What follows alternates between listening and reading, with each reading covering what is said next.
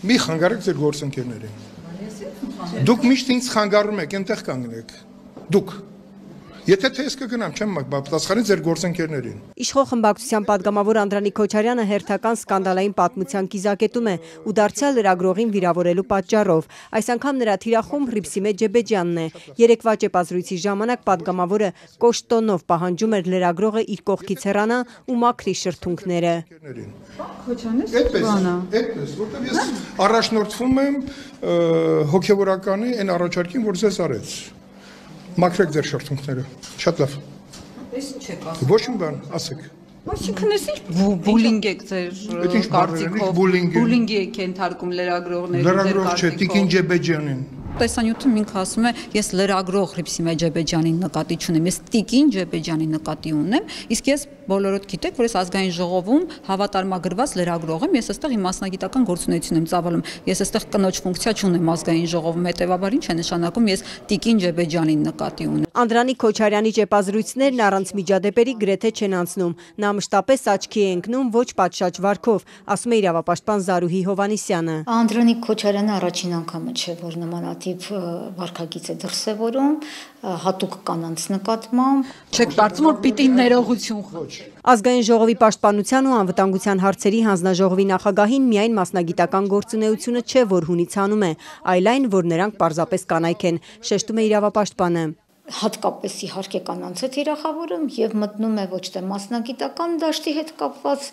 բանավեճի մեջ, այլ կոնկրետ որպես կին թիրախավորում է եւ կանանց հատուկ վիրավորական արտահայտություններ է կպցնում։ Անդրանիկ Քոչարյանը միայն իր քիմքին ոչ հաճելի հարցեր տվող ու նյութեր պատրաստող կին լրագրողների հետ չէ, որ խնդիր ունի, կին քաղաքական հակառակորդներին էլ չի խնայում, ասում է Զարուհի Հովհաննիսյանն ու հիշեցնում արդարադատության նախկին նախարար Արփինե Հովհաննիսյանի հետ կապված սկանդալը, երբ անձնական վիրավորանքներ էր հասցրել նրան։ Այստեղից հստակորեն երևում է, որ տվյալ քաղաքական գործիչը, տվյալ падգամավորը եւ ցավոք սրտի կարևոր հանձնաժողովներից մեկի նախագահը տնատյաց է կոնկրետ եւ բավական սեքսիստական պատկերացումներ ունի կյանքի մասին։ Իշխանական падգամավորի ու լրագրողի միջադեպի թեման այսօր բորբոքվեց նաեւ Քոչարյանի գլխավորած նիստում։ Բոյկոտեք Անդրանիկ Քոչարյանին, բոյկոտեք այն բոլոր падգամավորներին, որոնք դες վիրավորում են։ Մեր լրագրողներին ասում եմ կրկնվել է Բագրատ Սրբազանի ասած Սրբազան բառը իմ ես օգտագործում եմ միտումնավոր։ Ես երեք ասել եմ հոգևորական, բայց հիմա ասում եմ Սրբազան, եթե դուք դեմ եք Սրբազանի ասածին, իսկ դրա մեջ որևէ վիրավորական բան չկա, որևէ ընդամենը ես արձանագրել եմ, որ պետքա խոսքը օգտագործելուց լինի մաքուր։ Եթե դուք դրա մեջ ինչ եք պատկերացնում, դա ձեր խնդիրն է։ Եթե դուք սխալ բան եք հասկացել, ամեն մարդ մտածում է իր փչացվածության աստիճանով։ Սկսում եք նիստը, շնորհակալություն։ Պարոն Քոչարյան, ներողություն ասելու փոխարեն հիմա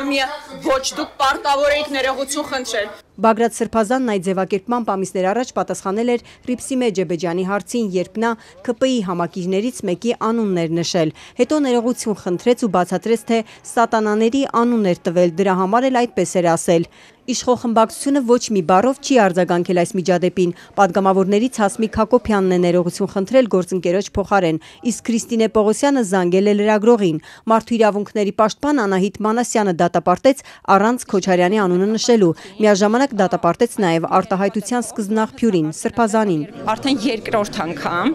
հնչեց միտք, երկրորդ անգամ ընդ որում ոչ նույն մարդու կողմից, երկրորդ անգամ հնչեց միտք, որը կարծում եմ հատկապես կանանց տեսանկյունից սեռով պայմանավորված թեյախավորման առումով խնդրահարույց է եւ անձինք պետք է զերծ մնան նման մտքեր հնչեցնելուց։ Լրագրողները ստորագրահավաք են սկսել, որ ազգային ժողովում էթիկայի հանձնաժողով ձևավորվի, քննեն պաշտպանության հանձնաժողովի նախագահի վարքագիծը։ Իմ կարծիքով ամոթալի է խորհրդարանի համար այս վարքագծով падգամավոր ունենալը։ Լրագրողները ուզում են, որ այս անգամ հարցը հասնի մինչև սահմանադրական դատարան, որ Անդրանիկ Քոչարյանին զրկեն падգամավորական մանդատից, բայց մինչ այդ նախ պետք է էթիկայի հանձնաժողովը ձևավորվի ու աշխատի, որ հիմքեր ստեղծվեն, իսկ դրա համար պետք է որ իշխող ուժը Անդրանիկ Քոչարյանի թիմակիցները կողմ քվեարկեն։